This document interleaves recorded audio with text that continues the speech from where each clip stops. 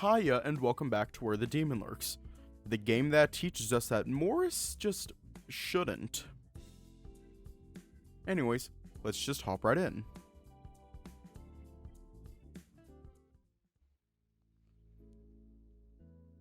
Vendrake massages his forehead.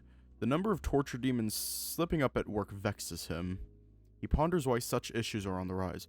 It seems the sickness that is Kobu's leadership has deeper roots than I imagined.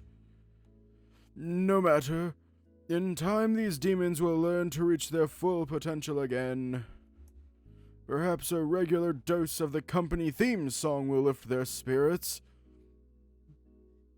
I swear to God, if the company theme song... I swear to God, if the company theme song is a fucking Cocomelon song... Is that the company theme song, the fucking Cocomelon song? Vendrake writes down a note to schedule blasting the music throughout the underworld, confident in the corporate ditty's morale-boosting qualities. As Vendrake is lost in his notebook, a pool of dark blood bubbles out onto the office floor. Astaroth emerges, propped up on his knees and gasping for air.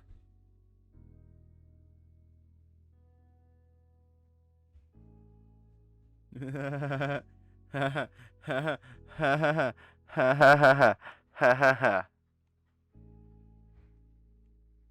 gonna give you up, never gonna let you down, never gonna run around and desert you.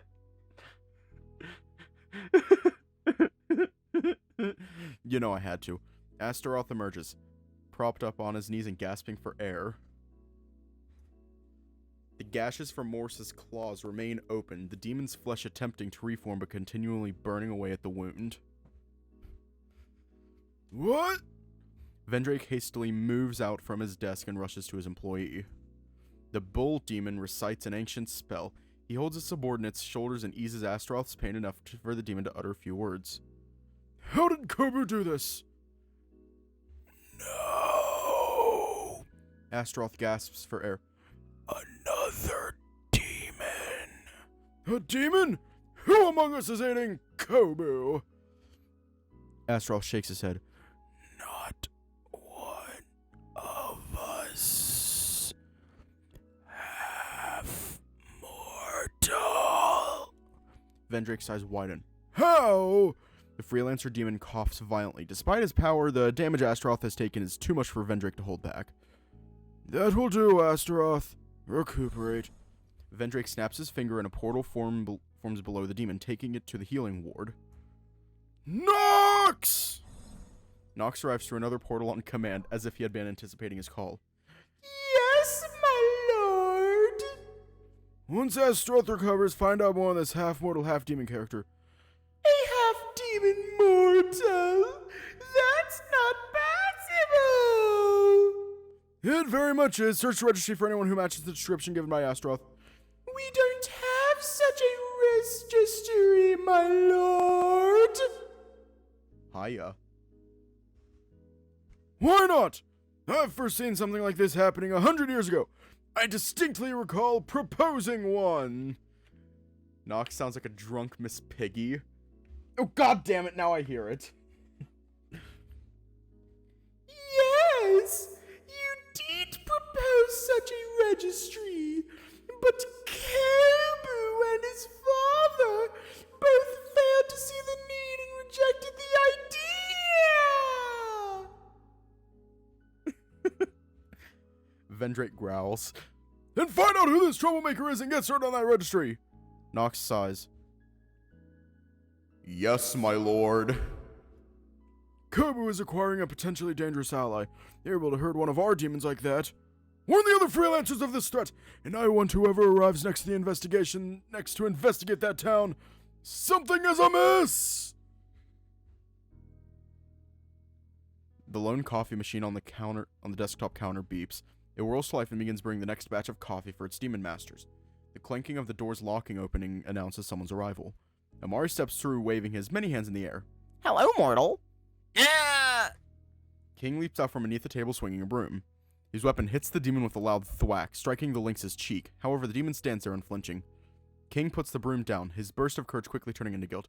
Oh gosh, I'm sorry, I meant to knock you out. Huh? Damage dealt is about 1.1 thousand health points. Fascinating data. What, I think your cheek is red. Is there a first aid kit here? Your concern is unnecessary, mortal. I've had worse. He reveals his right arm to the alpaca. Gold veins run down his dark, lanky arm like long cracks from an old and damaged vase. He wants to hold up! The booming voice of the second general emanates from beyond the doorway. Fortis's intimidating stature steps through the door with the box of metal pieces in his arms. He's quick to lock the door behind him. Why are you holding up a broom? He was just showing me his amazing swinging skill.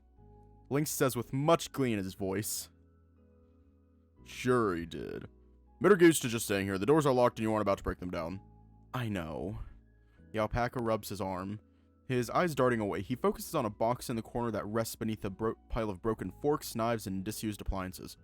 Amare, take your box of junk. I've got to get this fellow's reading materials and settle an issue in my torture zone. The dog demon sets a box carefully on the floor. Thank you, Fortis, for doing all the heavy lifting. Keep your eye on this fellow, Amare. You don't know what he'll try to pull. Yes, yes.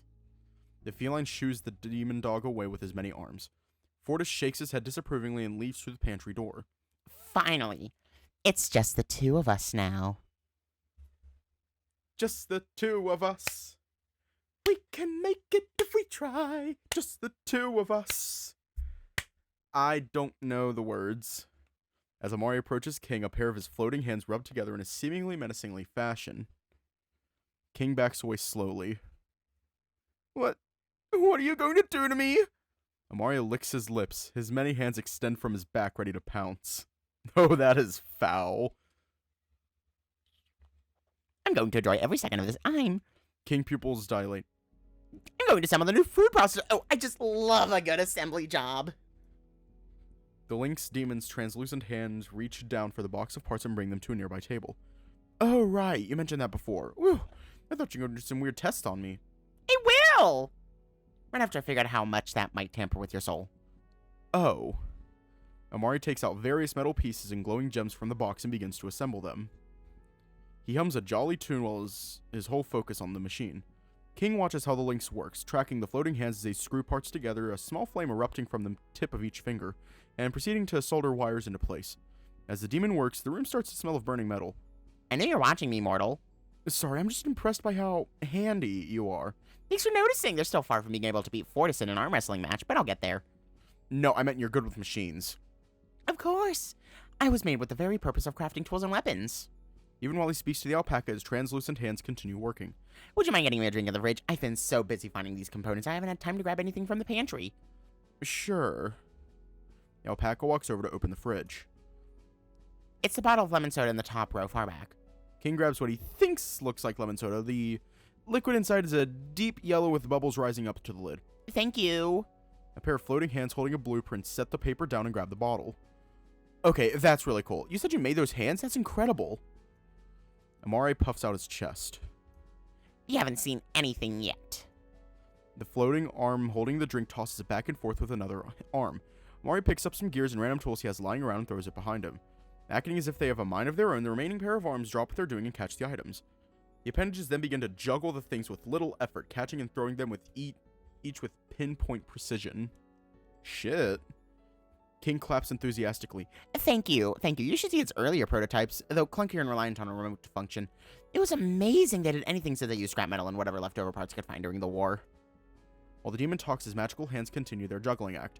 King wonders for a second if that's a wise thing to do with the fizzy drink. I would definitely love to see that. Are you like an inventor demon? Not just an inventor. I am the general of technologies and weaponry, the underworld's most brilliant demon. A general like in the army? Yes, we command hordes of other demons under us. By hordes, how many are we talking about? Enough to guard and torture souls across the span of time. Wow, I'm struggling to picture so many demons taking orders from Kobu. We did, at one point in time. The hands stop their juggling act and return all the items except the fizzy soda. King catches a glimpse of the lynx biting his lip before continuing to assemble a device. Though the alpaca holds some doubt about getting too close to the demons, King can't help but sympathize with the demon's pained expression. Amare picks his head up and looks at King in the eyes. You're his friend on Earth, right? Tell me, how's he doing? Before I came here, Kobu was as healthy as can be. He was doing great at the work at the convenience store, and we'd hang out on DD-14 whenever we could. The demon smiles. I'm glad. As long as he's out there, there's still hope for this company. King looks around cautiously. Wait, is it okay for us to be talking about Kobu so openly? Won't your boss here? Vendrake is not my boss! Never will be. He's a grumpy old fossil, always lamenting about the old days and has no respect whatsoever for my craft. King's gaze drifts. He notices the hands are now struggling to uncap the bottle. If he's all about how things were better back in the day, then why did he overthrow Kobu in the first place? It has always been the law of the underworld that the only being that can be the Demon Lord is the Demon Lord. The hands are violently shaking the bottle, slapping it left and right in their efforts to open it.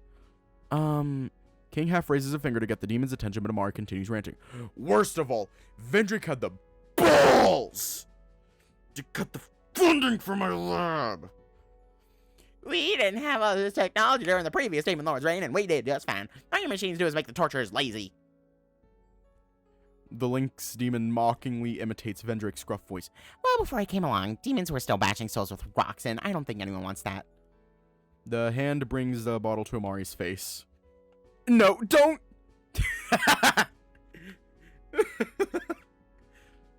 Too late. The hands uncap the bottle and the so-called lemon soda gushes out, dousing Amare in sticky liquid lemon sweetness. The demon stumbles, swatting furiously as the torrent of soda. As the deluge fades, Amare stands there soaked, the fur on his face all clumped up and droopy. King bursts into laughter. Sorry, I couldn't help it. Here. The alpaca rushes to the counter with the coffee machine and grabs some paper towels. Amare is quick to take them and dry himself. Well, I best focus on my work. Also, I made self to improve bottle opening function on the mystic arms. Another limb jots the memo down in the air before continuing to work. King returns to his seat and watches the demon at work. Hiya. Finished. Wow, it's a microwave. The food-generating machine does indeed look like a regular electronic microwave, except that there are more buttons inscribed with odd symbols. It may resemble a household microwave, but instead of simply heating food, it generates the entire dish from its core components. Allow me to demonstrate. Amare pushes 3 buttons and the machine whirs to life. King can see thick white smoke swirling behind the glass. In less than a minute, the microwave dings. Amare opens the door and pulls out a bag of chips. That's incredible! Amare opens the bag, grabs a chip, and bites into it. Try one. It's safe, I assure you. It's like the materials on Earth. That does not assure King in the slightest, but he complies nonetheless. Oh, so it's made of microplastics. Yay! I love being a Barbie girl in a Barbie world. Okay, here goes. The alpaca snaps off a crumb of potato chip and bringing it up to his nose. It smells like a chip, but does it taste like a chip? So the alpaca puts the artificial morsel in his mouth and swallows. It's kind of bland. Isn't that how your chips usually are? King turns his head at the sound of the door opening in front of him. Fortis steps through with several books in hand. These are all the books I could find. He walks over and places the books on an unoccupied chair. Fortis, come try these chips I generated. Fortis takes a bag and devours it in one bite. Could use some chili and peppers, but they taste like any other chip. King rests his hands on his hips. Hang on, let me try another. Takes a whole chip this time and eats it. It's flavorless and distinctly chewy. Nope, it's not that good. Tastes like I'm eating cardboard. Fine, let's generate something else. Observe, mortal. I'll teach you how to use the machine at the same time. King nods and follows along. After a brief explanation, Amare generates a plate of spaghetti bolognese. Looks fine to me. It's the taste that matters more. The alpaca grabs a few forks and washes them before handing them out. Okay, let's try together. Each of them takes a bite of the generated meal. King winces. The bolognese sauce is bitter and the pasta overcooked to mush. The dish has the undesirable consistency of baby food. Amare has solved world hunger. He has. In contrast, the demon generals shrug to each other before fervently slurping down the noodles. Honestly, RIP to your taste buds if you think that's good. Just like most of what's in the underworld. That's terrible. How can you live like that? We're demons. Our bodies don't require material sustenance to maintain function. We just do it for recreational purposes. The only demon who cared about how food tasted was Kobu. Huh. What's up? Perhaps that's why you stopped using my machines. Look, this is unacceptable. Let me try some raw ingredients. King generates some tomatoes and carrots. He takes a bite out of each, nodding in approval of their taste. Okay, so raw ingredients are fine. That means the machine just can't handle creating a proper dish out of them. King heads for the cabinets where the pots, pans, and portable gas stoves are kept. Invigorated by his passion for cooking, King arranges the tools of the culinary trade on an unoccupied table. He then proceeds to generate a myriad of ingredients, spices, and condiments he knows by heart. King starts washing, prepping, and cooking the ingredients into his own spaghetti bolognese. All the while, the two demons sit far back observing him, though Amare looks more keenly as he steals a few pictures and takes notes. Fascinating, look at him go. All because of a plate of flavored wheat. But I don't get it, it's just fuel for the body. Perhaps there's something we aren't getting. In almost no time at all, the pantry is filled with the aroma of simmering tomatoes. King makes two separate bolognese dishes, one that's a vegetarian for himself and another with meat for the two demons. He plates the dishes and presents them upon the demon's table. Here you go, spaghetti bolognese. I use bacon strips instead of pancetta. Fortis and Amare bend over to look at the dish closely. Food's hot, steamy hands reach out to brush the demon's curious noses. Bon appetit! Let's see what all the fuss is about. Fortis sits back up and carries his plate by the edge. Twisting his head from side to side, he observes the plate. I don't see what's so special about this. Yes, it looks very much like what the machine made, however, more palatable to the eye. Amare picks up his plate. I detect the smell of some kind of cheese. Parmigiano Reggiano. Well, at least I hope the machine was able to replicate that. Go on, you two, eat it while it's hot. Fortis and Amare glance at each other in the back of the food. The two pick up their forks and take a bite out of the meal. Mmm! This is... delicious! It's like nothing I've ever tasted before. The pasta is a bit firm yet easy to chew. The tomato sauce is tangy, salty, and a little sweet. Then the bacon is hearty, and the oil brings the flavors of the dish together.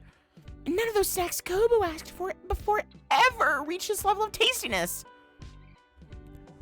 I must know more. King! Stuff me with your noodle! Aw, you guys are too kind. I may also dig in.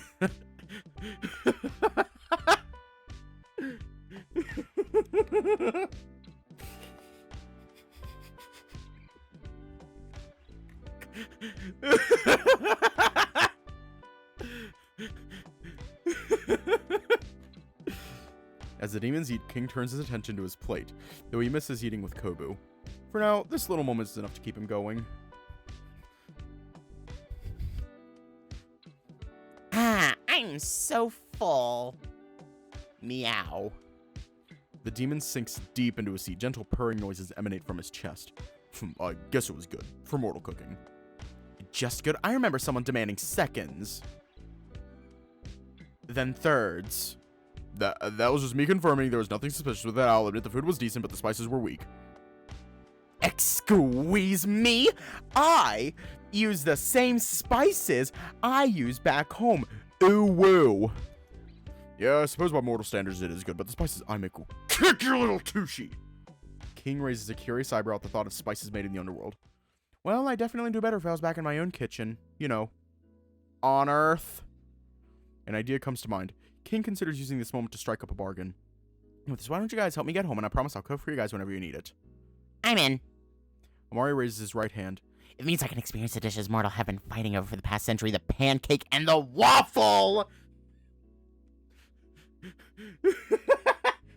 The pancake and the waffle! Fortis puts his hand on Amare's and forces the feline to lower it. You will do no such thing. Not only is it against our orders, but I bet you don't have a single idea of how to get him back on Earth without losing a limb or his life. Amare raises a finger, he opens his mouth, but no words come out. Exactly, just do as you're told, Amare. There's no use in risking your job over this. But... King wishes he could say something, but he fears making things harder for Amare. Fortis turns to King. You. No more talk of escaping. I suggest you get comfortable. Take your books and food and go wild. You really think I'll just stop because you tell me so? It's just friendly advice. The longer you try to fight, the greater the pain when you realize you can't do anything about your situation. King sighs. There was some truth in the demon's words. The tension in the air is thick. No one is looking at each other. Fortis is the first to speak up. See, here's the thing. Pancakes are delicious, but waffles, they are slightly better because they are literally pancakes with pockets. I will take this to the grave. Like, you have your fucking pancake. What happens when you put syrup on it? It just falls off. Whereas with a waffle, then they have little pockets. that the syrup can sit in. I have not had... Wait, have I had crepes before? No, I've had French toast before. It tastes like pure happiness.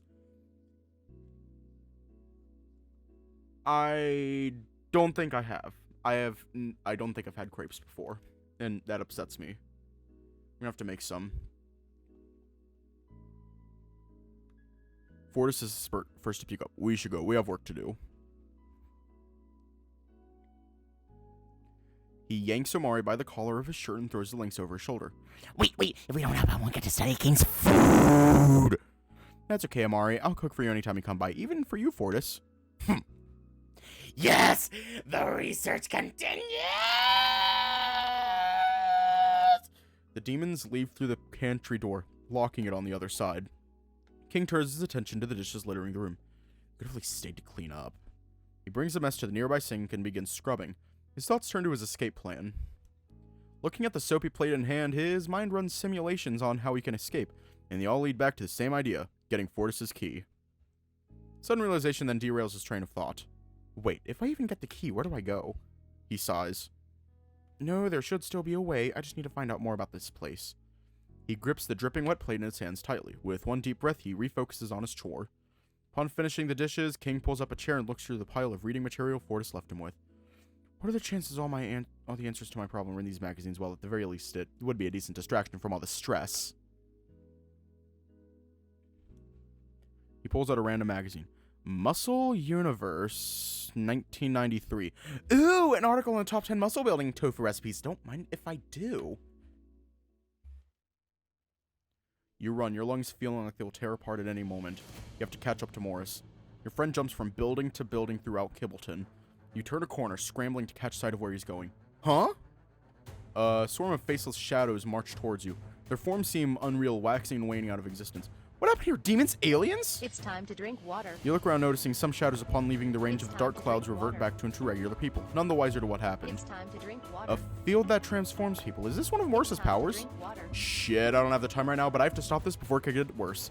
You charge forth through the shadows before you, their intangible forms reshaping as if a cloud of smoke. Morris! The distance between you and Morris shows no sign of closing as he continues to leap from roof to roof. Power surges in the palm of your hand. A portal would give you a chance to halt his movement, but the risk of your identity being revealed is too high. Ah! What the? A brilliant streak of light soars through the sky, carrying Toast at its end. The air strikes Morris's shoulder with a thunderous crack. Toast's head ricochets off Morris's back and is sent flying who knows where. Urgh! Morris falls into the alley in front of him. You stop and look back at where the shot was fired. On top of a roof at least a kilometer away, you make out the faint outline of an angelic canine. Lucian, my beloved! Without time to spare, you run into the alley. Morris? The hulking beast is sitting on the ground, clutching its injured shoulder. Your legs quake, though you're not sure if it's from fear or exhaustion.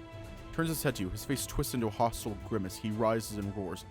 Morris sinks his claws into the ground and slashes upwards. A hail of debris follows and you dash behind a nearby dumpster. The metal screams as it's hit with the brunt of whatever rock comes its way. Ah! Just as you open your eyes, a shower of rocky projectiles and dirt smash into pieces against the wall beside you. Morris, stop! It's me! Please listen to me. I'm here to help. Help. Okay? You squint as you watch him raise one of his hands up, his claws glowing red.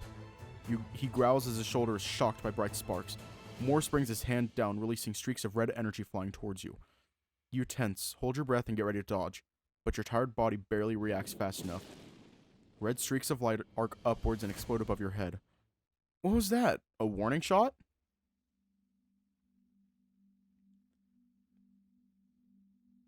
Oh?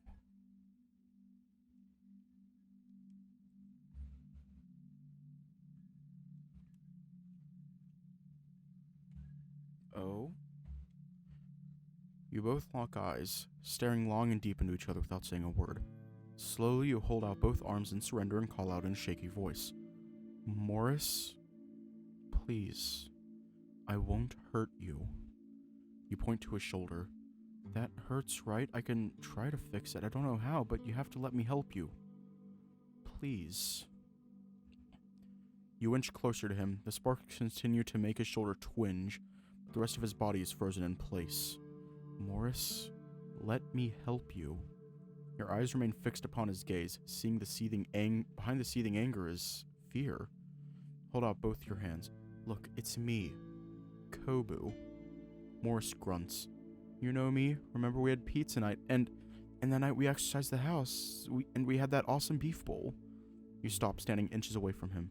That arrow hurt you, right? We can figure it out. We'll find a way to undo it. He looks at you in silence. You open your arms. Your heart is pounding in your ears, but you choose to stand strong for Morris. Morris, I'm here for you. Your every sense is waiting for the demon boar's next action. He approaches you and your stomach tightens. Morris leans in and sniffs your neck. His breath is warm, but you don't register it as hostility, nor do you think he's going to take a generous bite. You slowly raise your hands to touch his face. There's a whiff of roasted pork coming from him. Fingers glide through his short, bristly fur. Though it's coarse and disheveled, a sharp contrast to his prim and proper self, a sliver of familiarity remains that comforts you. You gently pull him back, and as your eyes meet, a brief second, you think you see the demon in you, reflected in that radiant gold of his eyes. An image that shakes you to your core. Could he perhaps see through your facade? The person you denounced all those years ago? Does he know who you truly are? He lets go of his injured arm. You blink. Your attention returns to Morris. Mustering a little courage is left, your arms wrap around his neck as you embrace him. Morris returns your gesture with sharp guttural grunts, snorts, and shudders, as though he's never faced anything more terrifying. You refuse to let go. It's going to be okay, Morris. It's going to be okay. Your hand begins to stroke near his shoulder, careful to avoid his injury. Hope that it takes his mind off the pain, even just for a little bit.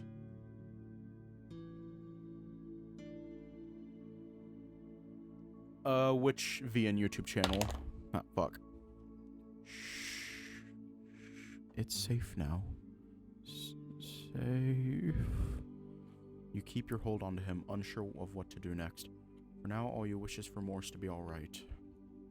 Golden light suddenly envelops his body, and he's radiating comfortable heat. Morris, wait, what's happening? Where's the B button on this? Panic grips you as your friend shrinks within your arms. Morris... In seconds, his form reverts back to his original state. And the glow fades away. He stands inches away from you. Falls forward, but you catch him in time. Kobu. His eyes are closed, but you breathe a sigh of relief upon seeing the rise and fall of his chest. The injury on his shoulder is also no more. Thank God you're alright. Hugging him, you feel the sun's rays tickle your cheeks. Weather has changed with Morris's transformation.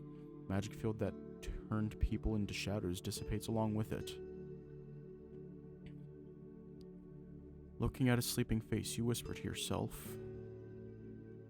"You're such a handful." Hey! Huh? Toast descends from the sky. Cool, you got the big guy to calm down. I don't know if it was me.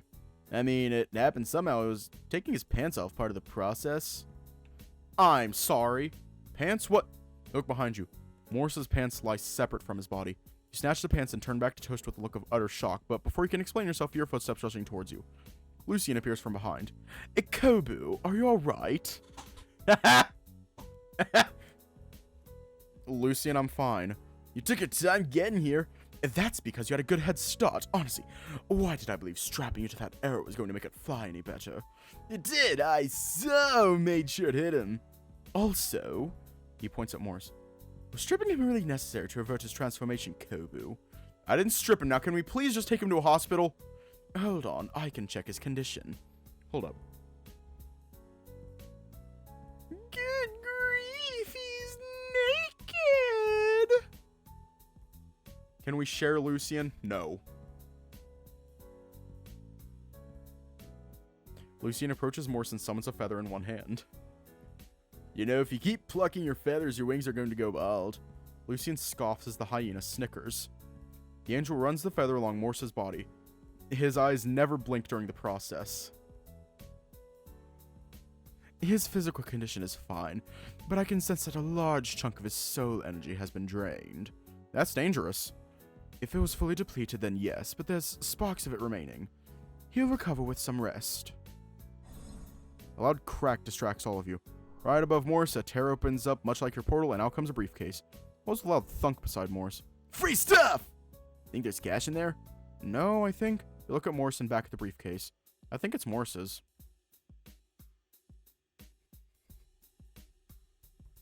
Lucian brings the briefcase closer to you and opens it. Inside is a shirt, a pair of gray pants, and an envelope. The envelope is emblazoned with the words, "To whom it may concern." Grab the envelope. Its sides bulge slightly. You open it. Your fingers brush against a few $100 bills and a letter. To whom it may concern. If you're reading this, I'm the unconscious boar nearby. Do not be alarmed. I have a condition that causes me to lose consciousness for a while. This letter, I enclose some money that is yours to keep. All I ask is that you leave my body be, and I'll be on my way when I wake up. Thanks in advance, Morris. P.S. If you could keep my body away from bad weather, that would be much appreciated. I don't know what's more insane. The fact that he wrote an instructional letter to whoever sorry sap finds me, that he actually expected it to work. The implications of this letter weigh heavily on your heart. Well, let's not waste any more time. We've got to take him somewhere safe. Why can't we just take the money and leave him here? He says it would be fine. No, we are not leaving him. He just sucks at asking for help, I think. And let's take him to your place, Kobu. But isn't a hospital better? Like, they have all those machines that go beep and that bag that keeps you alive when you can't eat. Any mortal doctor won't find anything wrong with him. It's a waste of time. Lucian crouches down and then grunts daintily as he throws the boar over his shoulders. I'll fly him to Kobu's house. You carry his briefcase. You nod. I'm coming with! Lucian throws a dirty look at the ghost. You dare to gamble with my patience? I've got nothing better to do. I need a dead-end look for Archon's jacket. Besides, it's Kobu's place. You don't get to tell me if I can come or not. I don't mind. Toast is mostly harmless. Hey, these guns are anything but harmless. He flexes his arms, but you pay him no heed. Lucian sighs and takes off while you and Toast trek it on foot back to your apartment. After arriving at your place, you had Lucian lay Morris down on your mattress in the living room. You tuck him into your blanket. He looks peaceful when he's sleeping. What if he doesn't wake up? Exhausted, you slump on the floor next to Morris. Lucian and Toast join you. Alright there, buddy? Yeah, there's just a lot to process. You press your forehead as you think. All sorts of questions fill your mind. You don't even know where to begin. The ghost places his cold, translucent hand on your back. He attempts to pat you, but all you feel is a cold sensation brushing against your hair. He will make it through. Just have patience. Yeah, I guess that's the most important thing. I'm just so tired from today. There's a brief moment of silence. So, about my plan to get you to the underworld. Lucian, no! He groans, but quickly coughs to mask it. Come now, he's out of commission. And he's harboring demonic powers he can't control. What good would he be against Vendrake? He's still a capable exorcist. I'm not giving up on him before he and I talk it out. This goes against all logic. You're also violating both of our company's rules. Do you want me to get a demotion? Lucian, this is more than just a way to keep your job. Have a heart.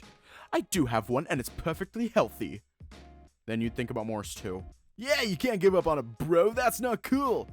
We gotta have each other's backs. That's why Archon trusts me with his job. Your missing clothing is hardly comparable. Lives are on the line. Well, Morris's feelings matter, too. I ain't his #1 fan, but I know I would hate it if I woke up and found out I got left behind. Your pity is wasted on him. Didn't he try to exercise you before? Yeah, happens to the best of bros. He's a little uppity like you, but I know he's good enough to look after Kobu, and I can respect that. He grins and shoots you a pair of finger guns. Kinda like you. Lose the attitude and we can all be bros. He gives Lucian a pair of middle fingers. The angel cocks an eyebrow. Bros. He likes it! He likes it! Lucian's tail wags a little until he grabs hold of it. Preposterous! Did a boulder smack you on the head when you were leaving the underworld? Because I never signed up to be part of some eclectic group. Toast dips his head and holds one hand against his chest dramatically as though he's been dealt devastating news. Hermano puedes creer esto. He doesn't want to be part of our family. I heard this is what happens to boys who didn't get the toys they wanted as a child. It's so sad. Stop talking about me like I was some unloved puppy. I mean, Lucian, you kind of were. You kind of were, Lucian. I mean, the whole thing with Gary. Morse grumbles in his sleep. You and Toast simultaneously put a finger to your lips to tell the angel to shush. Lucien quickly covers his mouth. After a short chuckle, you let your decision be known. Anyways, Lucien, I'm sticking with Morris's plan. We've already started working with the gang. It'd cause more problems to pull out now. I've thought this through. This is the best way to reach King. Lucien flicks his head back in annoyance. Fine then, I suppose you could do worse. At the very least, I'll stick around and make sure the job is done. Hell yeah, I'm in too, but after I'm done helping Archon. Which reminds me, I gotta get back to searching. If you see any of them cult people with a black leather jacket, grab it for me. Well, we'll keep an eye out for it then, won't we, Lucien? Lucien grumbles something under his breath, but Toast doesn't seem to notice. Adios, compadre! He floats up and leaps through the ceiling. Can we talk outside? Sure. Gary is too busy writing old man yaoi to pay attention to Lucien. Lucien, I'll give you all the attention you want. You follow him onto the balcony of your apartment. The air is perfectly still and you can hear the crows cawing nearby. What's on your mind? Lucien purses his lips. Just the little matter of when you are going to tell Morris you're the Demon Lord. A little half-past never sounds good. Be serious, it's only a matter of time before he knows. He's half-demon, surely he would understand. Right, the guy who concealed the fact that he's half-demon is going to be over the moon, knowing he's helping another demon. Well, don't expect me to deceive him. It's one thing for a demon to lie, but an angel? Unspeakable. You lean against the balcony's guardrail and look intently into Lucien's eyes. For a moment, no words are exchanged. You consider Lucien's demands and search for a way to avoid committing to the truth. What's there to lie about? Your mission was to come and bring the Demon Lord back to the underworld. As far as you are concerned, I'm no Demon Lord. Not one now, barely one before, and I doubt ever would be again, so you're still looking. You think semantics will sway me? It's a fact. My father ran a kingdom, empowered the demons, and upheld order between up above and the underworld. You let out a dry laugh. What do I have to show for myself? Oh, I know! My impulsive plans. Ones that desecrated the history of the underworld, let souls come back to life, and who could forget being such a miserable leader that I became the first Demon Lord to be kicked out? Lucien frowns and grits his teeth. You're being emotional. It couldn't have possibly been as bad as you're making it out to be. Well, it was. I'll tell you the same thing I told my father. I'm not the right person for this job. I don't have my father's foresight or his amazing prowess. All I've done is just prove how much of a failure I am compared to him. Can you even understand how I feel? Being a loser at the one thing I was raised to do. You think I'm still Demon Lord? You're really making me work for my promotion, but you know what? Maybe you're right. When I took this job, I thought I was going to help some savant trickster, a ruler over the darkness, whose powers rival Lord Gary's. So I met an actor, less of a demon and far less than a mortal. There is no Demon Lord here. If words were knives, your heart would have been shanked. The two of you exchange uncertain glances. I should go on patrol. Let's save this conversation for later. You hang your head low. Sure. Lucien climbs onto the guardrail and soars away out of sight. You return to your apartment and slump yourself on your mattress. That night, hours tick away as you rewatch videos of an old TV show on your phone. But the only thing replaying in your head are all the mistakes you've made up to this point. Sleep evades you that night as tears streaked down your face. The next morning, Morris is still unconscious. You try to wake him by first shaking him softly. Then you shake him more aggressively, but to no response. You decide to give up on trying to wake him and go to work. Half expect to see Lucien outside, but he's not there. There is no Demon Lord here. You shake your head, forcing the thought away. Go out of focus. Wake up Morris and find King. At work, you're terribly distracted by thoughts about Morris. Wait a minute, he's unconscious, but he still needs to eat. How do I feed an unconscious person? A line forms at the counter. There's also the matter of hygiene. How am I supposed to bathe him anyway? How would doing that be considered a violation of his personal space? Excuse me? Not to mention, does he remember anything that happened? He wasn't like himself at all back then. Excuse me, princess. Zelda cartoon reference. Will I abandon Lucy now? Never.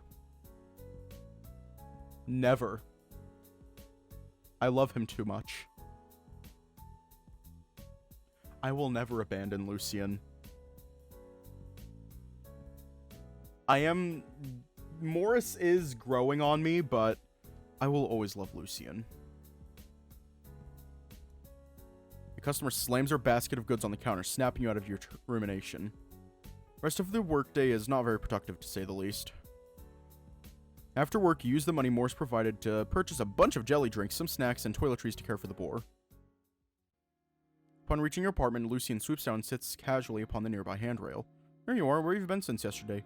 I thought that it would have been better if you saw less of me for a while. I kept watch, of course. No, it's okay. I'm sorry for dumping all that on you. My feelings about my old life are complicated. The only thing I know for sure is that I want to bring my friend back.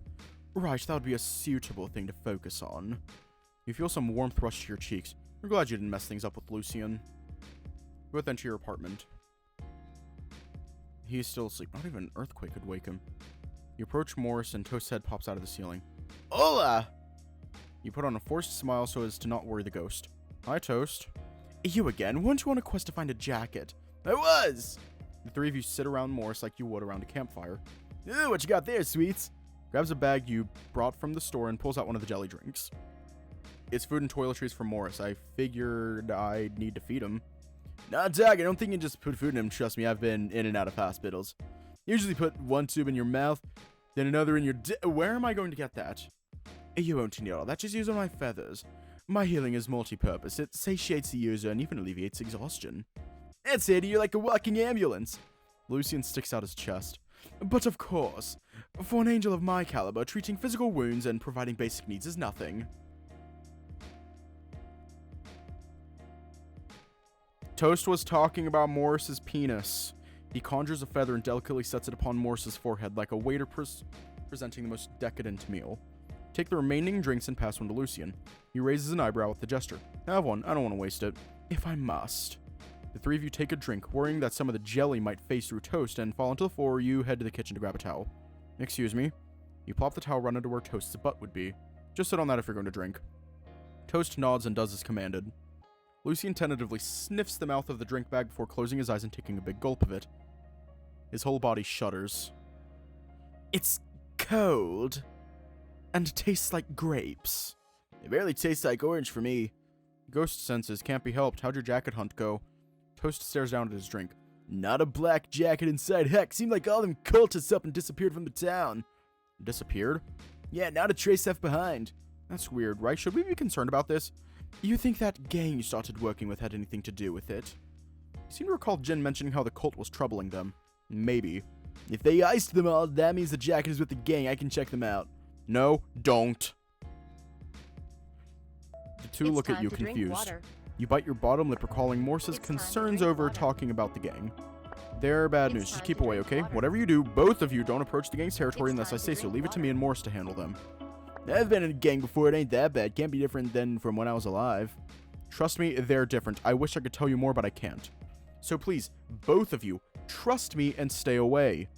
They look at you with a mixture of worry and confusion. They know you're hiding something from them. But what you know about mythical creatures has you more worried than your friends are. Can't let the gang suspect you've let their secrets be known. Uttered a big sigh and the three of you drink in silence. This jelly thing makes me want to get some pudding. Pudding? Yeah, it's a soft, bouncy dessert. Ones here are usually made of eggs and drizzled with caramel. Add some whipped cream and, you'll know true joy after a bite. Lucian toast gulp. At least that's what my first pudding was like. Egg pudding? I've never had that. Let's get one. It is dinner time, but dude, you're just going to waste it. Just one bite then. Go. Come on. Oh, please, please, please. Alright, fine. I'll order dinner after my shower. Lucian, do you want anything? Lucian chuckles and looks at you with an aloof smile. Guess not. Actually, I was going to propose that I should give this pudding a try. For research purposes. Oh, he wants one. Oh, he wants one. You chortle at the angel. Alright, see you guys after my shower. Watch over Toast for me. Yay. Let's draw something on Bacon's face. He'd be so surprised when he wakes up. The hyena guffaws. Ugh, you. The next day, you return home from work to find Lucian and Toast have left. It's just you, Morse, and the floor mattress. Set your bag down next to Morse's briefcase and then bring a bowl of warm water and towels to the boar's side. Excuse me, Morse, I have to give you a bath. You wet a towel. The heat of the water causes you to flinch a little. You raise Morse's left arm and begin to wipe him down. You find he's surprisingly muscular under that chubby exterior. You douse the cloth in the water and wring it before wiping Morse again. Now that you're done with both arms, you move to wipe his chest.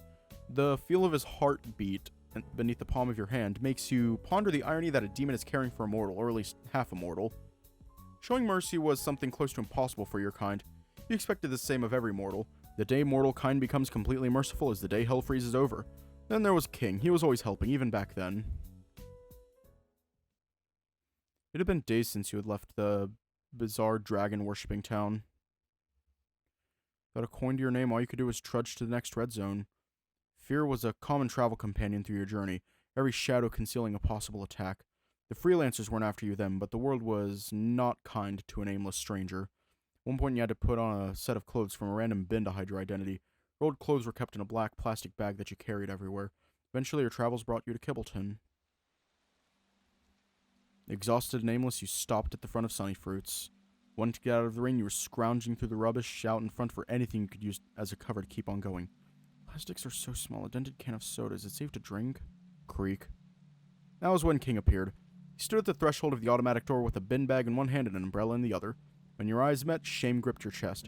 It was second nature to run. Wait, sir! You ran, not knowing where, just anywhere away from peering eyes. The rain washed away the blood, and your natural body healed. Your body naturally healed, though slower than usual since you get to Earth. Eventually, you ended up taking shelter in the parking lot under an apartment. A parked gray car was your only company as the rain poured on and on. You hugged yourself, trying to conserve what little warmth you had left in you. The embarrassment of being seen in your state was as painful as the stabs of cold air. Your nails dug into your arms. A flash of Vendrake's scepter looming over your head entered your mind. The fur on your back stood on end as though you could feel the pain of being flung across the room again. The visages of Vendrake's fury shook your heart. Why am I still here? So lost you were in your thoughts, you did notice the clerk walking up to you. Sir? You look up to see the same bright pink pompadour from before. His eyes twinkled with concern. Sir, are you alright? It's not safe to sit here in this weather. I'm King. What's your name? Kobu. He smiled when he heard your name. You have a home or someone I can call to bring you back? You shook your head. Well, you can't sit here all night. The security guards won't let you, and you might get sick. King held out his hand to you. Let me help you. Come with me, and let's get you back on your feet. You didn't know then, and you still don't know why. Perhaps you didn't care anymore. You could have been left to die there and then by a stranger. But perhaps you also truly believed there was hope left for you. You took a warm shower in King's bathroom. It was your first real shower in a long time. King spoke from behind the bathroom door. I dried the clothes you were wearing. They seemed clean enough, but the clothes in your bag was covered in a lot of dirt, so I had to put it in the wash. You look great, Kobu. Sorry, your other clothes aren't done yet. Yeah, thank you, Mr. King. You didn't have to go through the trouble of washing them. It's okay to just throw them out. Just King, and no offense, but I don't think you can afford to lose more belongings. He was standing over a pan with an omelet cooking in it. Why don't you take a seat in front of the TV? I'm making a mushroom omelet for you. Sorry, I don't have much meat on hand. I hope this will do. You don't have to trouble yourself. I'll be out of your hair. Honey, you telling me to stop makes me want to do the opposite. King served the food onto a plate and grabbed a new fork before holding the dish out to you. Take a bite at least. Came off to you as quite pushy. You didn't really need the food, but you thought it was best to humor him. You took the plate. It had a rolled slice of scrambled eggs with golden brown mushroomy bits sticking out at the sides. Not expecting much, you took a bite. The omelet was milky and smooth, with the mushrooms adding just the right texture. It was so simple of a dish, and yet you couldn't help but shed some tears. Are you right? Oh my god, did I mess it up? It was my usual recipe! No, it's fine. I'm sorry. I thought it was Kovu, not Kobu. You closed your mouth, but the tears you've held back over 2 years of running kept flowing. Thank you. Thank you. King walked over, put aside your plate of omelets and hugged you. It's okay. Let it out until you're ready. So you cried until a good few minutes have passed. Eventually, he got you to sit down by the TV and finish your meal. He sat across from the coffee table watching you. The sound of rain serenaded the moment. In between bites, he asked you about your identity. You told him a very edited version of the truth, that you had lost everything after taking over your father's company. Stuck with you the most was the words you both shared that night that cemented your decision to stay in Kibbleton. What will you do next? I don't know. Maybe wait out the rain, and make plans to go to the next town. I just want to get as far away as I can from anything that has to do with my past. King rested his head against his right hand. His soulful eyes met yours. Must get pretty lonely all alone out there. He spoke more softly than before. Yeah, it does sometimes. The way he kept his eyes on you made you wonder if you were sensing some feelings building in him. He drew circles on the table with his finger as though he was mulling over something. Recall the times you used to leave the underworld to mingle with the mortals, and how many such encounters began similarly. Little indulgence wouldn't hurt, no free lunch, as they say. Especially at night when, you could really use some company to feel safer after running from town to town and state to state. Wow, the furthest I've ever been from Kibbleton is my university in another state. You must meet a lot of exciting people during your travels. Leaning close, putting on your most charming smile. I have, but I've never gotten the chance to know them all intimately enough. Never enough time makes a man wish that things could be different. You know what I mean? King leans closer still. His eyes were wider than before. Hearts beating, you waited with bated breath for the moment your lips met. Then King tossed his hands in the air. With his triumphant gesture came to an unexpected declaration.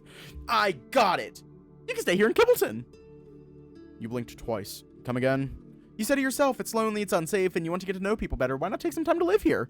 I've got a spare mattress. Kibbleton is super slow. Nothing really special happens here, and Sunny Fruits is always recruiting. The sheer shock that the conversation was going where you thought it was dazed you. Sunny, what? It's a place I work. Come on, I think someone with your experience running a company and dealing with people would do great. Of course, you'd start off as a clerk as us. But you might just become something bigger one day. No, wait, I can't just settle here. They don't call it settling. Call it sheltering yourself from the rain of bad luck that got you here. At least until you're ready enough to go do what you need to do. I can do that? I can just put aside all my responsibilities? It's your life, Kobu. It's okay to take a pause and figure yourself out. Figure myself out? What do I want? From then, you two became fast friends. Under the cause of self-discovery, you believed you could start anew. Become something you could be proud of, and live here amongst the mortals. But that never happened. In the end, he never asked me for anything despite all the things he did for me. Alright, done with watching the upper body. Towel out already, you set your sights for Morse's underwear. Should I? Reach for his waistband with the caution of a bomb diffuser, almost lifting it up before you pull your hand back. Nah, I don't need to. Kobu? Ah! I didn't touch anything, I swear. You toss the towel into the air and it lands back in the bowl of water with a loud spat. Morris! Without hesitation, you embrace the boar tightly. He doesn't return the hug. Instead, you feel his head looking around the room. This is... how did I get here? I brought you here. Well, specifically, it was a team effort. Lucian and Toast helped. They kept you in one place while I helped to calm you down when you were... Spread your arms wide to depict the width of Morse's demon form. Lucian? The guy from the store, the one that's dressed like he's on the cover of a romance novel. Wait, why? I don't know, he thinks it looks good on him. No, why did you go after that monster? That thing was a rampaging beast. It could have killed you. I couldn't just leave. It was you. Morris shakes his head. That wasn't me. When I transform, I have no control over myself. The last time it came out, I went berserk, tearing up the monastery. How'd you think I'd feel if I came to and found out you got hurt or worse? I imagine the same way I'd feel if I let you get hurt, even in that form. You mean it? Seemed more scared than scary. I just had to talk to him for a bit, and he changed back. What? That hasn't happened in years. Usually it goes on a rampage for days. You calmed it down. How? You shrug. I have questions about the whole half-demon thing. Like when you transformed, does all of your No. Okay, then what about more serious questions, like how did all of this happen? Nuh-uh. Zip it. No more questions about it until I say so. The overwhelming Morris brushes his head, causing Lucian's feather to flutter into his lap. He picks it up and examines it closely. This isn't a normal feather. Demon magic? No, something different. Morris raises an eyebrow at you. Oh yeah, did I tell you that Lucian's also an angel? God! Yeah, that's his boss. He closes his eyes and rests the feather against his face. Yeah, he's here to find someone. He couldn't tell me more. No clues yet, but he's willing to help us King back while he's looking. Morris raises the palm of his hand to signal you to stop talking. Did you happen to find a briefcase when I returned to normal? Yeah, it's over there. I left your phone on it as well. You point to the briefcase sitting next to your backpack. Let me get dressed now and make contact with Jen. So soon? You just woke up. Don't you need rest? I'm fine. It's like I took a good night's sleep. Huh, Lucian's feather must have done the trick. I'll thank him later. He takes out his phone, punches in his contact's number, and sets the phone to speaker mode. In a few seconds, the call connects. Who is this? It's me. Ah, the big bad demon didn't consume the little piggy. What a shame. When I say your walking ball of dread went away, I had hoped you and the demon had killed each other. You saw the battle? Does he know about Lucian and Toast? Yeah, you'd like that, wouldn't you? Now cough up the reward. I'll have a courier send the batteries to your office. What about the underworld gate? Ah, yes, you'll be happy to know that there's an underworld gate in Kibbleton, located at the old arcade shop on Doberwalk 1. Doberwalk 1? That's near the old shopping district. Who made that gate? Why, we did, of course. You keep a stoic expression, but deep down in your heart is a whirlwind of fear and anger. What are these creatures planning? How do we get access to it? It's just sitting there for anyone to use. Well, perhaps good old Mr. K could help if he's still around to receive the keys and make the gate functional. Still around? Where's he going? Didn't you know the cult is laying siege on Mr. K's manor as we speak? Morris and you look at each other anxiously. Doesn't look so good.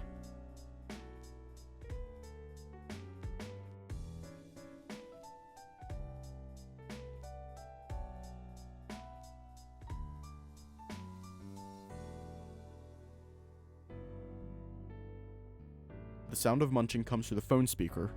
Morris sends a call and turns to the door. Steer, gotta make sure Mr. K survives. Hold up.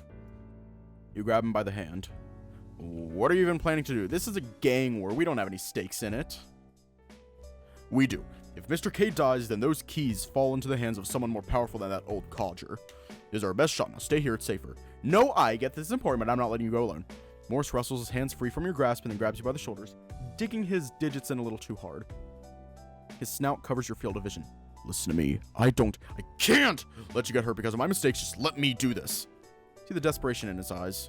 Morris, I get it. You're afraid, but we can protect each other. If you turn again, I'll be there to help bring you back. How can you not be scared after seeing what I turned into? And maybe I'm into men who turn into large beasts, but also I'm not afraid because you'll be with me. Morris snorts and lets go of you. Turns around without saying a word for a good minute. You're going to try to come along even if I say no, aren't you? I just might. Morris reaches into his briefcase and pulls out a stack of yellow paper slips, then opens up a tear and stores his briefcase within it. I didn't see you do that before. Hidden spell compartments. Here, try these. You take the blank paper slips. A cold chill runs up your arm and down your spine, like a string reaching into you. Suddenly, each piece of paper radiates with wild misshapen soul energy. Those are training talismans we use with new recruits at the monastery. I've kept those since I was a lad. They work at the cost of your soul energy. Why do your people have this? The monastery uses them to find new candidates. For one, they only react if you can access soul energy. Try and tear the talisman. If you have enough soul energy to manifest a spell, you could join the monastery. Considering your ability to see the supernatural, I bet there's a good chance it'll work. Okay. You begin to tug at one of the talismans. Black ink spreads out across the paper from your fingertips. You conceptualize opening a portal to Morris within your mind. Another tug and the paper rips. A breath of cool air escapes you as a chunk of your energy drains away. Then a blue portal emerges, one end before you and the other in front of Morris. It worked! Huh, you might want to consider a job at hunting demons. You laugh nervously. Yeah, maybe I might.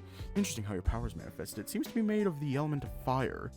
Morris puts a hand through your portal, pinching your nose on the other side. Ow. Portal closes on its own and his hand vanishes. Doesn't do any damage, so it's not very useful in a fight, but would be a good way to escape. Dude, you put your hand through it without knowing that. I've put my hands in more dubious places. Losing a limb isn't new to me. Anyways, we don't have enough time to study it in detail. How are you feeling? I'm good, just a little tired. Exactly. Don't use them recklessly. They tap into your own soul until you manifest the spells and regenerate. You stuff the extra talismans in your pocket. When do you stop it for the ad? Want to break from the ads? Morris! Ah!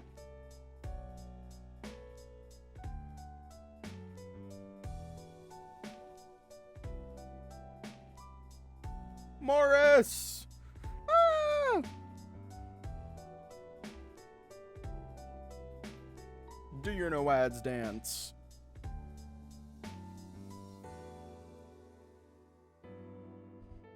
Are we just going to finish it tonight? Do we just want to finish this game tonight?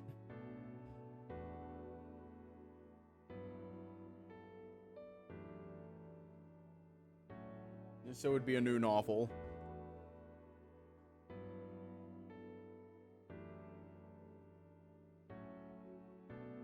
Right, because you're one of the developers, right?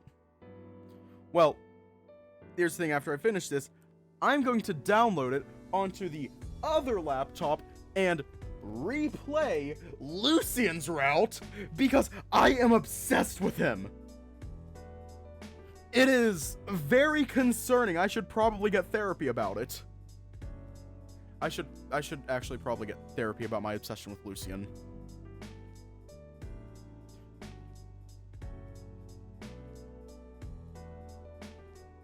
You stuff the extra talismans into your pocket. Oh, one more thing. You can't fight if you can't recognize friend from foe. He pulls out a different talisman. This one is blank. A blank piece of paper? This talisman has a copy of the ring's magic on it. They use it to disguise themselves in public. Now, hand me your glasses. Like those talismans, these will train you to be attuned to the group's magic. Eventually, you won't need these glasses to see them. You hand your glasses to Morris. Whispers an incantation onto them. Inscriptions burn into the legs of the glasses before vanishing. Try looking at the talisman with these on now. You put on the glasses and look at the paper he's holding out. An image is clearly visible, a circle and star inside. I see it! Taking glasses off, the mark is gone. On, and it reappears. Whoa, this would be so cool. If they weren't so dangerous. Yeah, come on, enough dallying. You nod and call a cab to pick you both up. Lucian or Lake? Oh shit. I love Lake and I love Lucian. It's hard. It's very difficult. You got Morris's talismans. Now you'll be able to use demonic powers without raising suspicion. Yay! You got a pair of enchanted glasses. These will allow you to see through the disguises of the mythical creatures and witness their magic. Is this a fucking Zelda reference? Is this another fucking Zelda reference? I'm pretty sure this is another Zelda reference. You lost $25. Your wallet will never forgive you. Bitch! The cab ride from your place takes you up a hill overlooking all of Kibbleton. You wonder what Lucian did to make him so appealing? You know what? Hang on. Let me turn on the webcam. I'm going to explain this real quick with the webcam on. I'm going to explain this. Okay. So, here's why I love Lucian. Because he's actually realistic. I would say he's realistic, sort of. I don't know how else to describe it. Yeah, this is my podcast now. It's similar to how Lake's route is, where it just feels right. Add on top of that, in a way, I can sympathize with him. I feel like I can't really sympathize with Toast and Morris. I feel like I can't really sympathize with them. However, with Lucian, I can sympathize with him. Because if I'm not mistaken, he feels very much like he isn't good enough. Like, he just doesn't feel good enough. And I can sympathize with that. Because I know the feeling. It is not fucking fun. Yeah, that's why I love Lucian. It's time to drink water. Because It's I time to drink water. feel that I understand his struggles. It's time to drink water. The cab ride from your place takes you up a hill overlooking all of It's time to drink Kibbleton. water. Morris sits in silence beside you on the back seat. He's looking outside at the scenery. They called a fucking Uber! You grip the hem of your shorts, heart pounding in your ears as your mind conjures monsters and other oddities awaiting you. I can do this, I have to, for King. Right before the cab reaches the top of the hill, Morris tells the driver to stop and you both get out. Do you see that?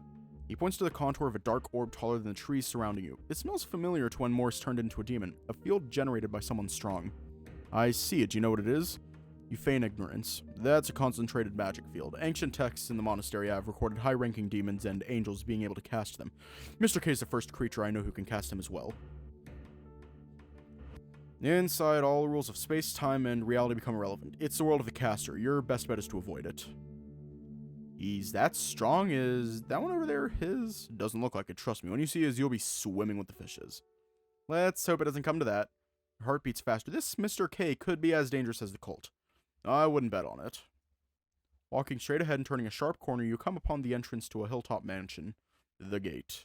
Beneath your feet lies the busted remnants of the mansion's automatic gate. A nearby trail of footsteps leads into the dark orb.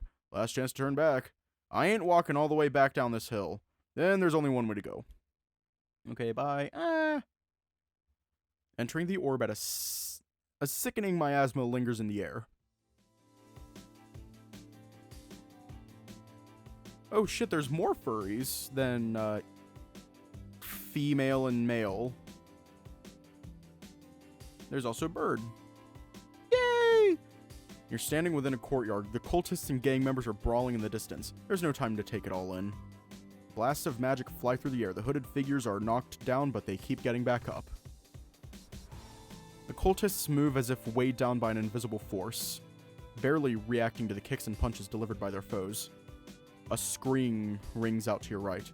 Four of the cultists grab a hold onto a griffin, biting and clawing at his wings and legs. The griffin punches one of their heads. Then its head spins in a full circle as it continues trying to shake the cultists off. The cultists continue their assault as though nothing happened to them. Ah, did you see that? Come on. Morse grabs your hand and rushes you into the manor. Inside, you come upon a grand staircase.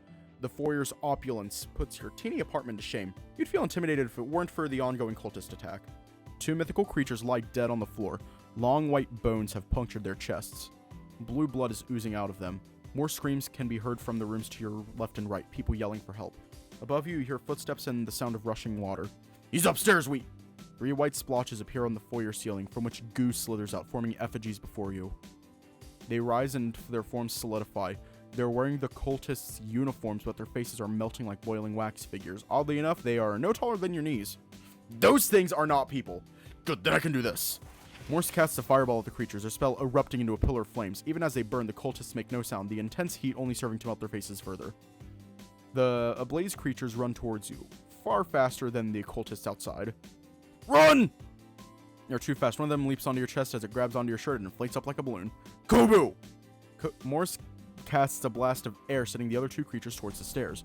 You rip a talisman in your pocket. A small portal emerges right in front of you and another right above the other 2. Quickly, you shove the creature through the portal. Its limbs break away like twigs. The monster falls through and explodes on the others, sending them flying across the foyer. Good job. You're pretty good with that spell, by the way. Yeah, you can thank video games for that. You both run up the stairs before the creatures can give chase. Morse leads you to the first room at the top of the stairs. The doors barely hang on by their hinges, the white paint now stained with blue blood. A pool of water seeps out beneath the threshold of the frame. Salty sea air fills your nostrils. Morse looks at you to confirm your preparedness. You nod back and help to push open the battered door. Squid.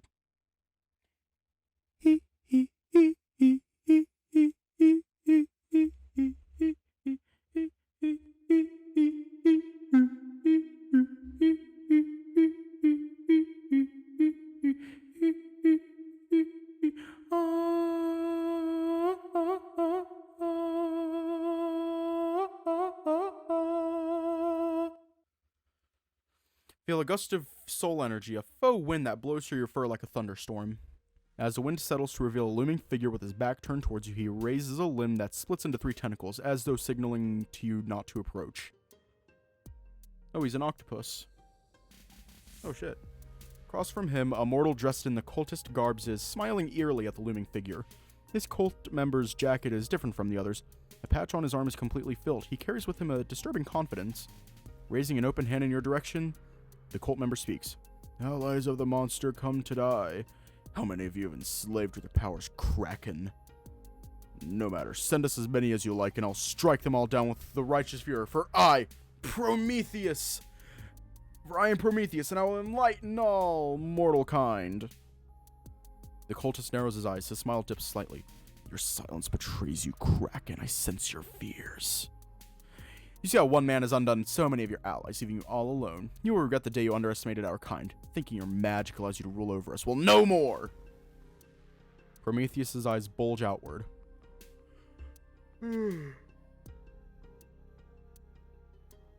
No use repenting for your sins. Your kingdom has fallen, as shall you, and in its place I shall rebuild heaven on earth.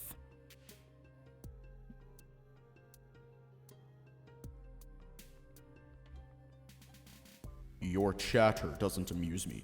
You intrude on my home, desecrate it with your unnatural magic, kill my companions, and you have the guts to lecture me about sin. You don't understand an iota of what power you wield now. Tell me, how could a dim-witted fool such as yourself be able to obtain this magic? You would never understand. This power is a gift from my loyal, loving followers. They entrusted their souls onto me for our shared dream of a world free from death and your kind's influence. You speak with such conviction, you've even fooled yourself. However, like your name, your words are stained with lies. Parasites like you are a dime a dozen, a false savior that is merely puppeteering others to leap off ledges so you may stand over their corpses. You're nothing special. Never have been, never will. This shameless magic field of yours is proof of your pathetic need for relevance. I wager you are nothing more than an insignificant nothing. Someone the world would never even consider if left alone. You stumbled into this world thinking that makes a chosen individual. But to me, you're just another meal. Silence! You don't know me! I'll make you now to my power. Wax-like splotches appear across the floor. The zombie cultists slowly emerge from them. Mr. K chuckles. The folly of the young. You think being able to command minions and cause little chaos means power? Power is the ability to shape your own reality. Absolute power is making it the only reality others abide to. The Kraken clasps his tentacles, forming a circle. Get him! The wave of zombies charge at him. Mr. K raises the circle up to his right eye and exclaims, Yes! One wide room shall do! Kobu, hold my... A blast of soul energy then consumes the entire room. In an instant, you find yourself submerged in water. You panic, kicking about when a pair of hands grab you by your armpits and drags you above the surface of the water. Gah, Morris! Morris drags you out onto a beach. Stay calm, we're trapped in Mr. K's attack. Mr. K stands not too far from the both of you. He turns around promptly. Morris, you and your friend better know how to swim. I'm not holding back. Shit! Morris helps you up. Stay alert, he's not going to be thinking about our safety. Right. Both of you are now on a small sandy island in the middle of a vast ocean. The pale moonlight illuminates the area around you like a spotlight. This world is not real, merely a pocket dimension that you have had the misfortune of being pulled into. Motherfucker literally pulled a fucking domain expansion. How did this go from a comedy to a fucking isekai anime? They didn't teach this shit in Sunday school. God damn. My mind is blown. Truck-kun, where are you? Where's Truck-kun when you need him? Truck-kun would say that. You are awash with feelings of familiarity and fear. Vendrake demonstrated a similar power while you were learning from him, a power you have yet to grasp. Mr. K moves to the edge of the beach, his eyes trained on his opponent. Morris is standing next to you, watching for an attack to reach. Prometheus uses the bodies of his zombies cultists as a raft in the water. He's keeping his distance from a looming kraken. His summoned cronies from earlier are nowhere to be found. Interesting. I don't remember a beach being here whenever I use a spell. Perhaps the shape of my soul has changed over the years. Reminiscing over your old home, Kraken, take good luck, because I'm burying you here. The cultist dashes towards Mr. K. Bodies of his minions appear in time with his steps, building a bridge of corpses toward his goal. Zombie float sounds delicious. Suffer! His hands glow white as he summons 3 magic circles in the air. Corpses launch out like a barrage of missiles towards the mythical creature. Mr. K plants his feet. With a raise of his hand, 4 massive tentacles, the length and width of telephone poles, spring up instantly and take the hit from the flying corpses. The cult leader approaches Mr. K when one of the tentacles swoops down in an attempt to grab him. Prometheus summons a small hill of corpses, lifting him up above the attacking tentacle. The tentacle smacks the corpse hill and Prometheus squeals with excitement as his minions catch him. You've overstepped. Mr. K's hand glows blue, and with a push of his hand, a massive wave rises in front of him, knocking into Prometheus. You expect the cultist to block the attack with his corpses, but he doesn't bother. The wave consumes him whole. Your heart jumps, expecting the fight to be over, but then he flies out of the ocean towards the clouds. He can fly? Suspended in midair, Prometheus laughs maniacally. Struggle all you might! It will all be meaningless soon enough! You cannot kill me! I've conquered death! A tentacle sprouts from beneath Prometheus. The cultist quickly summons a wall of corpses, more than necessary to block the attack, all the while he flies even higher, as though he's afraid of the tentacles! The cultist's hand glow and small white corpses appear around them, each no longer than a foot in size. They writhe around in his hands as if affected by some electric force. They move faster and faster, a dark orb of energy forming within Prometheus's grasp. Enough games! He tosses the ball at Mr. K, who forms a bubble of water around himself. The moment the energy ball hits, a massive explosion ignites the sky. Have some more! He gives the Kraken no chance to counter, summoning another ball of energy and throwing it again and again at Mr. K's barrier. The third hit breaks a portion of Mr. K's bubble. Before he could close the exposed area, another energy ball explodes. Mr. K screams in agony. Unease courses through your body. We need to do something. You got a plan? I have a hunch we need to track the cultist and get Mr. K to end it with one of his tentacles. We're going to teleport Morse to Prometheus or teleport Morse to Mr. K. Morse, can you do us a favor and bitch slap Prometheus? Just like walk up and give him a good old give him one of those fancy dead mouse ass claps. I only clapped my hands. I did not clap my hands.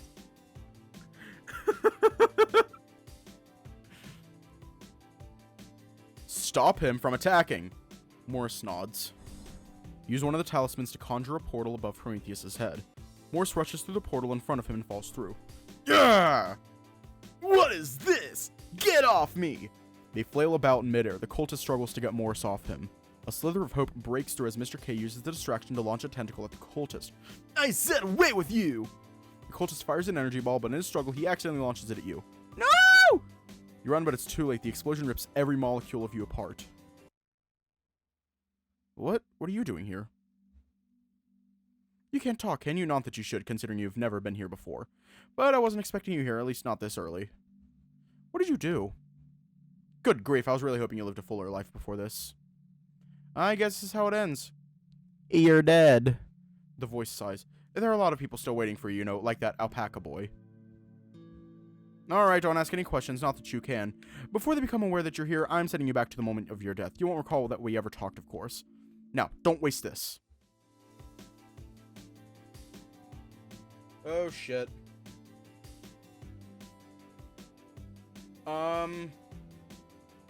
Is that what happens when we make a wrong choice? We just fucking die?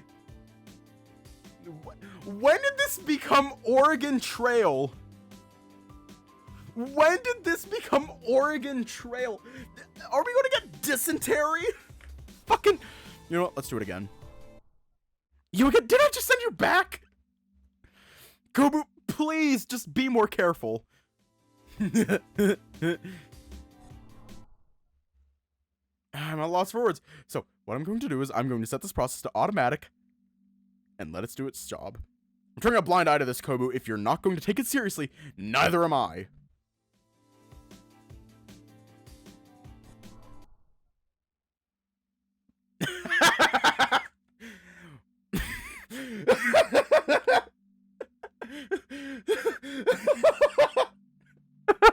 Hang on. Welcome to the Demon Lord Death Processing System. You have been registered for a restart. Please hold while our services search through the sea of consciousness to find your corpse. My shoulders feel so heavy lately. I need more of that deep heating cream.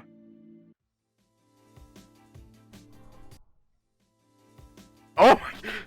It's just automatic now! That's... Yeah, that's enough. Protect Mr. K. You'll see the moment when Mr. K needs to attack. Go! Use one of the talismans to conjure a portal beside the Kraken's barrier. Morse rushes through the portal in front of him and reappears on Mr. K's side. Mr. K!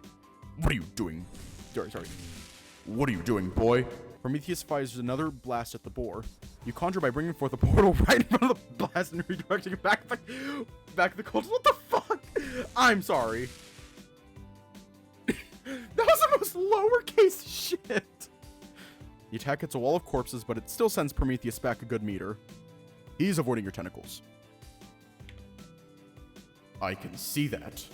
Then we just gotta make it so we can't avoid them anymore. And your little friend is willing to be the distraction. Mr. K undoes his defenses. His head drips with blue blood. You have a better idea? Ha! Prometheus regains his bearings. His eyes lock onto you. You can sense the rage building within him. Let's see you dodge this! Prometheus nosedives towards you with an energy ball charged up. Launch the harpoons! His right hand darkens with the black ink that forms into symbols of an unknown language. Water beside you glows red hot. 5 harpoons fire out like missiles target upon the cultist's heart. Prometheus halts his descent and redirects his blast at the harpoons midair. The two attacks clash against one another, neither giving way. Mr. K's right hand burns from the ink on it. And the cultist prepares another blast of energy within his right hand. Morse fires 2 massive fireballs at him from the enemy's right-hand side, one staggered behind the other. I see your trick! Don't underestimate me with something so simple! He switches his spell in his right hand. Prometheus summons a wall of corpses to block. The first fireball explodes upon making contact with the wall. Prometheus laughs maniacally. Seize a moment and rip out another talisman. Weak! Huh? Second fireball enters a portal, re-emerging directly above the cultist's head.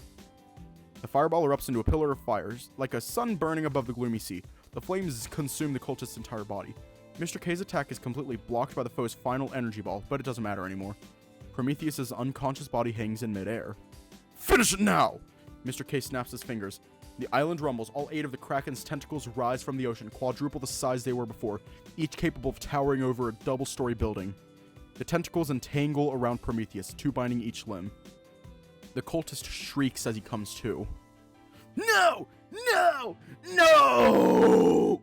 He summons corpses again. They latch along the tentacles and explode madly, a last-ditch effort to try to free him in vain. This wasn't supposed to happen! I did everything right! No! The tentacles pull away in opposite directions, ripping the mortal asunder. His remains are dragged into the depths of the sea. That was lowercase. It's done. The roaring ocean rises, signaling the closure of the Kraken's imaginary world. In an instant, everything is swallowed in a blanket of white mist, and you are returned to the office room from before. You're standing before Mr. K, with Morse to his right. You look around in a daze. A black leather jacket suddenly falls from the ceiling onto your lap. Accompanying its descent is a blue flame. It floats towards you, seemingly drawn to your presence. Within the flicker of its flames, images of a child give way to a somber-looking adult. And the cultist you saw before. Feel it calling out to you, a wish for you to know its life. The soul. Mr. K's shadow darkens your vision. He's looming above you. Grabs the soul and unceremoniously drops it into his waiting maw. The fur on your back stands on end. Everything seems to move in slow motion as the soul falls into his mouth and is swallowed whole. After a satisfied burp, Mr. K's eyes fall onto you. Let's talk, kiddo. Oh, shit.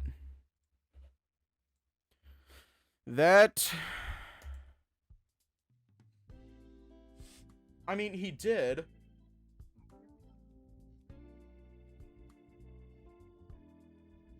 I know. I finished it so far. I'm a little upset, but... know what we gotta do now. So, you know what time it is. Oh, I know. Let me just go to gallery. I think it's under CG. Let me just... there we go.